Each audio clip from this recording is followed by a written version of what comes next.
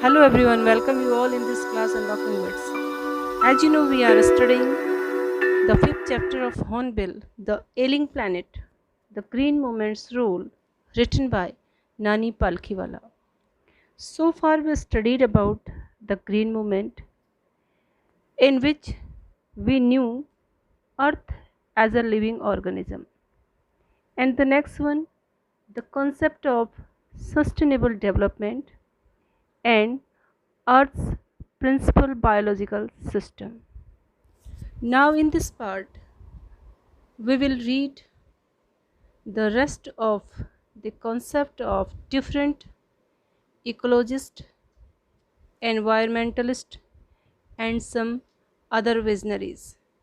Let's go through the text of this lesson. It has been well said that forests precede mankind. Writer हमको ये बताते हैं कि जो फॉरेस्ट हैं वो मानव जाति से पहले आए हैं। इस संपूर्ण पृथ्वी पर पहले फॉरेस्ट थे, उसके बाद मनुष्य का डेवलपमेंट हुआ, मनुष्य ने अपना विकास किया। डिजर्ट्स फॉलो और रेगिस्तान बाद में बने हैं। मनुष्य ने अपना जो भी रिसोर्सेज का यूज़ किया, जिस तरीके से किया, उसकी वजह से ये फॉरेस्ट लैंड डिजर्ट में बदलने लगी। The world's unseen patrimony of tropical forests is now eroding at the rate of 40 to 15 million acres a year। बहुत ही खतरनाक बात राइटर ने यहाँ पर बताई है, और उसमें उन्होंने बताया है कि जो ट्रॉपिकल फॉरेस्ट हैं, जो संसार की पैतृक संपत्ति हैं, प्राचीन पैतृक संपत्ति पैट्रिमनी है, जो वो 40 to 50 मिलियन एकड़ की दर से क्या हो रही हैं, नष्ट हो रही हैं। मीन्स ट्रॉपिकल फॉरेस्ट बहुत ख़तरनाक तरीके से नष्ट किए जा रहे हैं। And the growing use of dung for burning deprives the soil of an important natural fertiliser. और जो ये ग्रोइंग यूज़ ऑफ डंग हो रहा है, जो गोबर का बढ़ता हुआ उपयोग बर्निंग के लिए किया जाता है, फ्यूल के लिए किया जाता है, इसकी वजह से जो इम्पोर्टेंट नेचुरल फर्टिलाइज़र है उससे लैंड वंचित हो जाती है। मिट्टी को जो नेचुरल फर्टिलाइज़र के रूप में डंग मिलना चाहिए, वो डंग फ्यूल के रूप में इंसान यूज़ करने लगा, तो अब अर्थ को, सॉइल को वो नेचुरल फर्टिलाइज़र डंग के रूप में नहीं मिल पाता। तो यह भी एक बहुत बड़ी समस्या है। The World Bank estimates that a 5-fold increase in the rate of forest planting is needed to cope with the expected fuel wood demand in the year 2000। World Bank ने एक एस्टिमेट किया, एक अनुमान लगाया, और उसमें उसने ये बताया कि 2000 आते आते, ईयर 2000 के आते आते हमको जो प्लांटेशन है, फॉरेस्ट प्लांटेशन है, उसको कम से कम 5 गुना बढ़ाना पड़ेगा। और जब हम फॉरेस्ट प्लांटेशन को 5 गुना बढ़ाएंगे, तभी हम ईयर 2000 में जो फ्यूल वुड डिमांड होगी उसको पूरा कर पाएंगे। James Smith, the president of the world resources institute, said the other day, एक किसी दूसरे अवसर पर वर्ल्ड रिसोर्सेज इंस्टीट्यूट के जो प्रेसिडेंट हैं जेम्स स्मिथ, उन्होंने बोला था कि we were saying that we were losing the forests at an acre a second. हम सब ये कह रहे थे कि हमारी फॉरेस्ट लैंड प्रति सेकंड की दर से घटती जा रही है। मीन्स हम 1 सेकंड में 1 एकड़ फॉरेस्ट का एरिया खोते जा रहे हैं। 1 एकड़ फॉरेस्ट 1 सेकंड में घट रहे हैं। But it is much closer to an acre and a half to a second.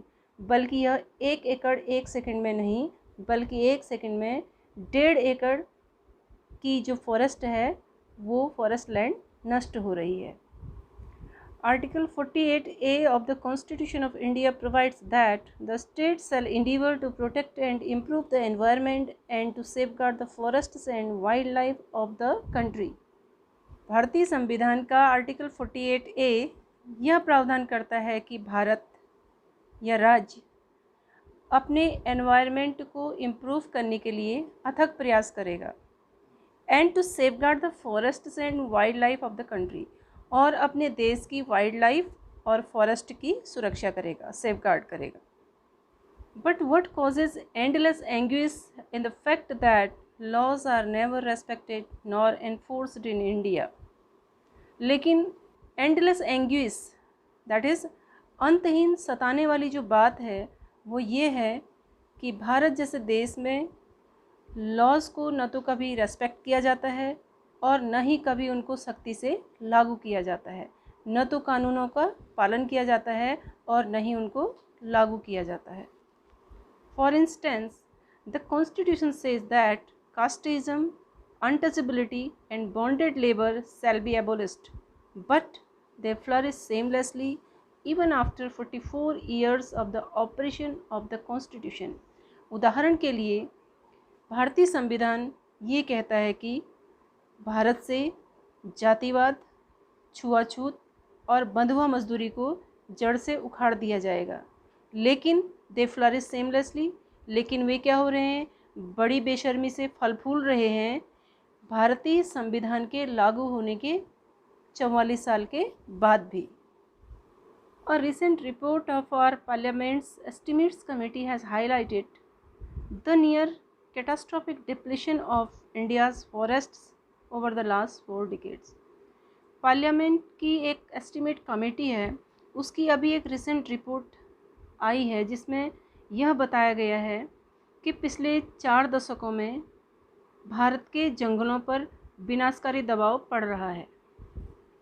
India according to reliable data is losing its forests at the rate of 3.7 million acres a year. Bharat एक reliable data के अनुसार प्रतिवर्ष 3.7 million एकड़ की दर से जंगलों को खोता जा रहा है, और यह जो रेट है जंगलों के खोने का, यह बहुत ज़्यादा विनाशकारी और बहुत ज़्यादा दुखदाई है। Large areas officially designated as forest land, बहुत बड़े एरिया में फॉरेस्ट को दिखाया गया है। ऑन पेपर फॉरेस्ट लैंड को बहुत ज़्यादा दिखाया गया है, ऑफिशियली वहाँ पर फॉरेस्ट दिखते हैं। आर ऑलरेडी वर्चुअली ट्रीलेस, लेकिन हकीकत में वहाँ जाके देखें तो वहाँ कोई भी पेड़ नहीं है, कोई फॉरेस्ट, कोई जंगल नहीं है। The actual loss of forest is estimated to be about 8 times the rate indicated by government statistics.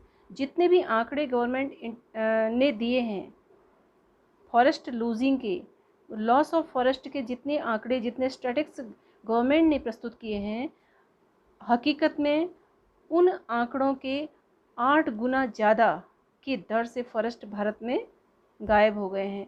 उतने ज़्यादा फॉरेस्ट का यहाँ पर दोहन किया गया है, फॉरेस्ट को नष्ट किया गया है। A 3-year study using satellites and aerial photography conducted by the United Nations.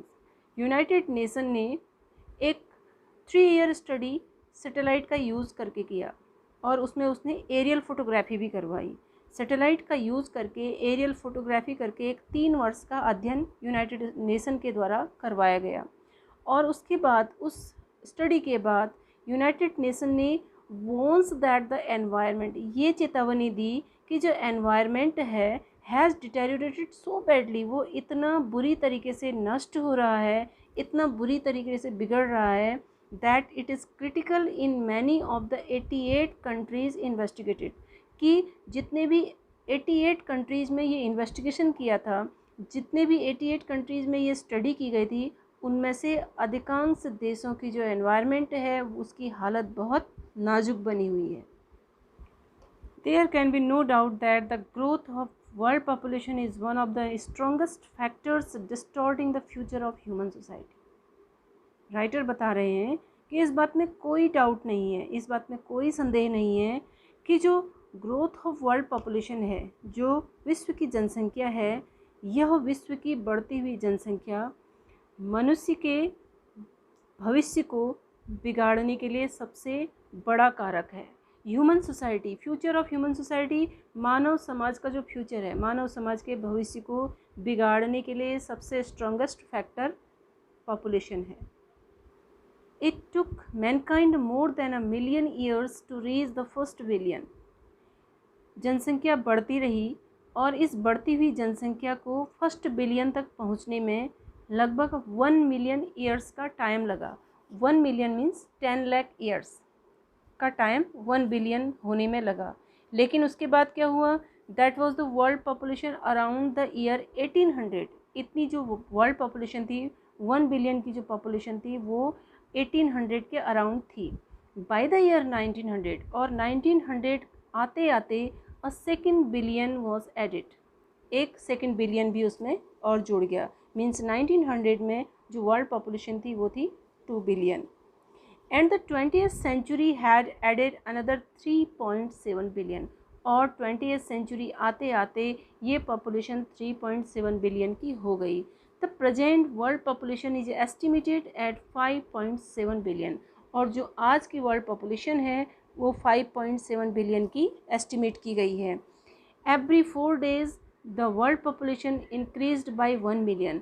अब आलम ये है पॉपुलेशन का कि अब हर 4 दिन में, एवरी 4 days, हर 4 दिन में वर्ल्ड पॉपुलेशन 1 मिलियन बढ़ जाती है।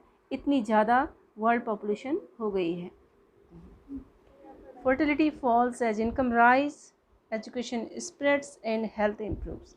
राइटर का मानना है कि जैसे जैसे इनकम राइज होती है, व्यक्ति की आय बढ़ती है, इनकम होती है, एजुकेशन स्प्रेड्स और शिक्षा का प्रचार प्रसार होता है, सब लोग शिक्षित हो जाते हैं, एंड हेल्थ इम्प्रूव्स और लोगों के स्वास्थ्य में सुधार होता है, तब क्या होता है, फर्टिलिटी फॉल्स होती है, जन्म दर गिर जाती है, जो जनसंख्या वृद्धि है वो कम होने लगती है।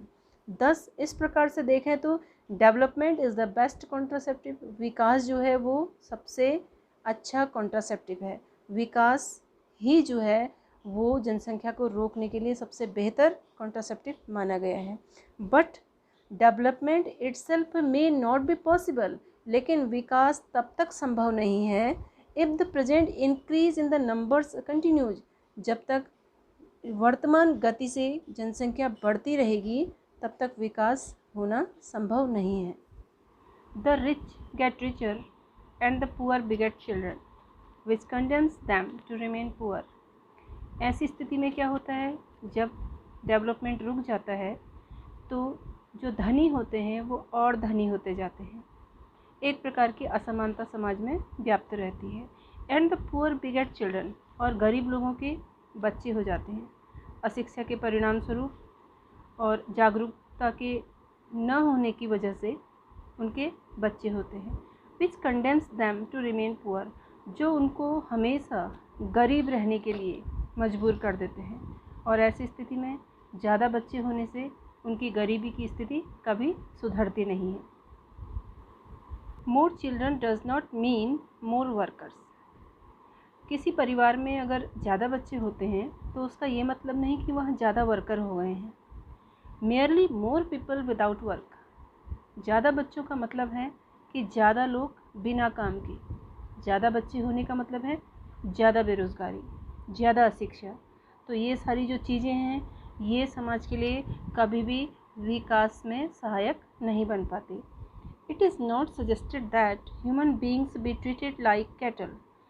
राइटर का मानना है ये कभी सुझाव नहीं दिया जाता कि मानव जाति के साथ कभी भी जानवरों की तरह व्यवहार किया जाए।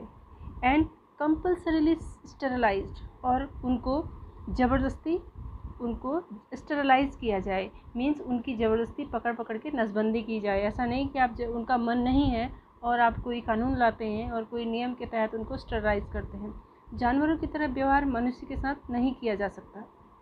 But there is no alternative to voluntary family planning without introducing an element of coercion. Writer ये भी बता रहे हैं कि आप इंसान को कैटल की तरह, जानवर की तरह ट्रीट नहीं कर सकते, ज़बरदस्ती उनकी नसबंदी नहीं कर सकते, लेकिन वो अपनी स्वेच्छा से, अपनी इच्छा से फैमिली प्लानिंग का कोई विकल्प भी नहीं है। लेकिन इस फैमिली प्लानिंग में जो इंसान की अपनी इच्छा से आती है, वॉलंटरीली आती है, इसमें कोई एलिमेंट ऑफ कोसेन नहीं होना चाहिए, ज़बरदस्ती का एलिमेंट नहीं होना चाहिए कि आपको ज़बरदस्ती किया जा रहा है, आपको मजबूर किया जा रहा है फैमिली प्लानिंग के लिए। The choice is really between control of population and perpetuation of poverty. लेकिन ये जो चयन है, ये जो चॉइस है, ये वास्तव में दो चीज़ों के बीच है। एक तो जनसंख्या का नियंत्रण, कंट्रोल ऑफ पॉपुलेशन, और दूसरा निर्धनता की शाश्वतता। मीन्स लगातार आप निर्धन बने रहेंगे या फिर आप पॉपुलेशन कंट्रोल करेंगे। इन दोनों के बीच जो चॉइस है, उस चॉइस में से सबसे अच्छा चॉइस है कंट्रोल ऑफ पॉपुलेशन, कि आप बेहतर है कि पॉपुलेशन कंट्रोल कीजिए और अपनी गरीबी को कम करिए। The population of India is estimated to be 920 million today. According to the article, जब ये आर्टिकल लिखा गया, इस आर्टिकल के अनुसार भारत की जनसंख्या का अनुमान 920 मिलियन है, more than the entire population of Africa and south America put together. ये 920 मिलियन की जो जनसंख्या है, वो इतनी जनसंख्या है कि अगर आप अफ्रीका और साउथ अमेरिका की टोटल जनसंख्या को एक साथ मिला देंगे तो ये उससे भी ज़्यादा है। No one familiar with the conditions in India would doubt that the hope of the people would die in their hungry hutments unless population control is given topmost priority। Bharat की परिस्थितियों से, भारत की जो कंडीशन है, उनसे जो भी व्यक्ति परिचित होगा उसको इस बात में तनिक भी संदेह नहीं होगा, उसको इस बात में ज़रा सा भी शक नहीं होगा कि अगर जनसंख्या नियंत्रण को टॉप प्रायोरिटी में नहीं रखा जाएगा, जनसंख्या नियंत्रण को सर्वोच्च प्राथमिकता नहीं दी जाएगी, तो लोगों की जो उम्मीदें हैं, लोगों की जो होप्स हैं, उनकी होप्स, उनकी ही जो झोपड़ियां हैं, उनमें दम तोड़कर रह जाएंगी। इसका मतलब है कि भारत में पॉपुलेशन कंट्रोल को टॉप प्रायोरिटी पर रखा जाना चाहिए। For the first time in human history we see a transcending concern. मानव इतिहास में पहली बार हम एक सामान्य सीमा से परे की चिंता देख रहे हैं। यह एक ऐसी चिंता है जो हमारी रूटीन लाइफ से थोड़ी अलग है। इस कंसर्न में the survival not just of the people, जो सर्वाइवल है, जो अस्तित्व की लड़ाई है, वो सिर्फ लोगों की ही नहीं है, बट ऑफ द प्लैनेट, बल्कि प्लैनेट की भी है। जिस प्लैनेट में हम रह रहे हैं उसके अस्तित्व को बचाने की भी चिंता है। We have begun to take a holistic view of the very basis of our existence. हमने अपने एग्जिस्टेंस के आधार पर, हमने अपने वास्तविक अस्तित्व के आधार पर एक होलिस्टिक व्यू से देखना शुरू कर दिया है। The environmental problem does not necessarily signal our demise. जो हमारी एनवायरमेंटल प्रॉब्लम है, जो हमारी पर्यावरण से संबंधित समस्याएं हैं, वो ये ज़रूरी नहीं कि हमारी डिमाइज का संकेत हमको देती हैं, वो हमारा पतन का संकेत दे रही हैं, ऐसा नहीं है, बल्कि it is our passport for the future, बल्कि यह हमारा फ्यूचर का पासपोर्ट है। आज हम अपने एनवायरनमेंट को, आज हम अपने प्लैनेट को जितना अच्छा बनाएंगे उतना बेहतर हमारा फ्यूचर होगा। The emerging new world vision, जो उभरता हुआ नए विश्व का जो दृश्य है, नए विश्व के उभरते हुए दृश्य ने हैज़ असर्ड, उसने शुरू कर दिया है, ushered in the era of responsibility. आज उसने जिम्मेदारी के युग में प्रवेश कर लिया है, आज उसने जिम्मेदारी को समझना शुरू कर दिया है। It is a holistic view, और ये जो उसकी जिम्मेदारी है, इसमें उसकी जिम्मेदारी में होलिस्टिक व्यू के साथ साथ एन इकोलॉजिकल व्यू भी वो रखता है। Seeing the world as an integrated whole, आज यह संसार, आज यह जो इंसान है, इसने पूरे वर्ल्ड को एक इंटीग्रेटेड होल के रूप में देखना शुरू कर दिया, rather than a dissociated collection of parts. पहले से इंसान पूरे वर्ल्ड को एक अलग अलग पार्ट में देखता था। इस डिसोसिएटेड कलेक्शन ऑफ पार्ट्स की अपेक्षा अब उसने इस संपूर्ण पृथ्वी को एक इंटीग्रेटेड होल के रूप में देखना शुरू कर दिया है। Industry has a most crucial role to play in this new era of responsibility. ये जो रिस्पॉन्सिबिलिटी का एरा है, जिम्मेदारी के इस नए युग में इंडस्ट्रीज़ ने अपनी निर्णायक भूमिका का निर्वहन किया है। What a transformation would be affected, कितना परिवर्तन हो जाएगा, कितना चेंज आ जाएगा if more businessman shared the view of the chairman of DuPont mister Edgar S Woolard. यदि ज़्यादा से ज़्यादा बिजनेसमैन ने मिस्टर एडगर एस वुलार्ड, जो डूपॉन्ट के चेयरमैन हैं, उनके दृष्टिकोण को अपनाएं, जिन्होंने 5 years ago declared himself to be the company chief environmental officer, जिन्होंने 5 साल पहले अपने आप को कंपनी का चीफ एनवायरमेंटल ऑफिसर घोषित किया था। ही सेड, उनके दृष्टिकोण में उन्होंने बोला था, our continued existence as a leading manufacturer requires that we excel in environmental performances.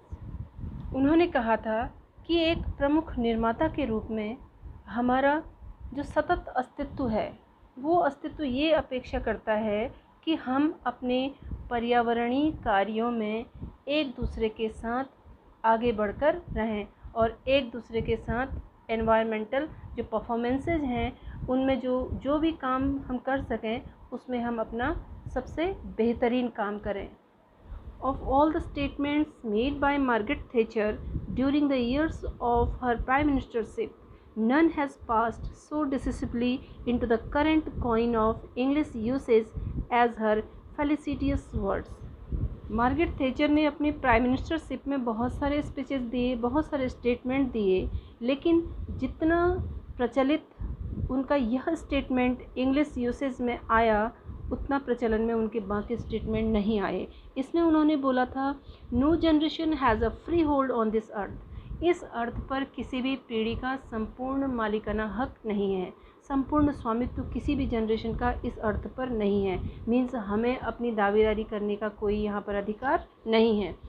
All we have is a life tenancy. हम सब लोग यहाँ पर लाइफ टेनेंसी में आए हैं. मीन्स हमने इस अर्थ को टीनेंट के रूप में लिया है. हम यहाँ पर किराएदारी में हैं और एक किराएदार को अपने घर के साथ कैसा सलूक करना चाहिए वो हमने इस अर्थ के साथ करना है with a full repairing lease. इसमें फुल रिपेयरिंग लीज की बॉन्डिंग होती है. मीन्स अगर आपसे कोई नुकसान हुआ है तो आप अपने नुकसान को कंपनसेट भी करेंगे. तो ये आपकी लाइफ टेनेंसी है, इस पर आपका कोई मालिकाना हक नहीं है. In the words of mister Lester Brown, और एक बहुत स्ट्रॉन्ग स्टेटमेंट लेस्टर ब्राउन ने भी दिया था जिसमें उन्होंने बोला, we have not inherited this earth from our forefathers. जिस अर्थ पर हम रह रहे हैं ये हमारे फोर फादर्स की नहीं है, ये हमारे पूर्वजों ने हमको नहीं दी है. We have borrowed it from our children, बल्कि यह अर्थ हमने अपने बच्चों से, अपने भावी पीढ़ी से उधार ले रखी है. तो जो चीज़ उधार ली जाती है उसको वैसे ही लौटाया भी जाता है. तो ये मिस्टर लेस्टर ब्राउन के एक स्ट्रॉन्ग स्टेटमेंट के साथ द एलिंग प्लैनेट का ये आर्टिकल कंप्लीट होता है. आप इससे रिलेटेड बहुत सारे रिपोर्ट्स गूगल में देख सकते हैं या किसी और चैनल के थ्रू देख सकते हैं. सो save the environment, save the tree, save the earth. Thank you.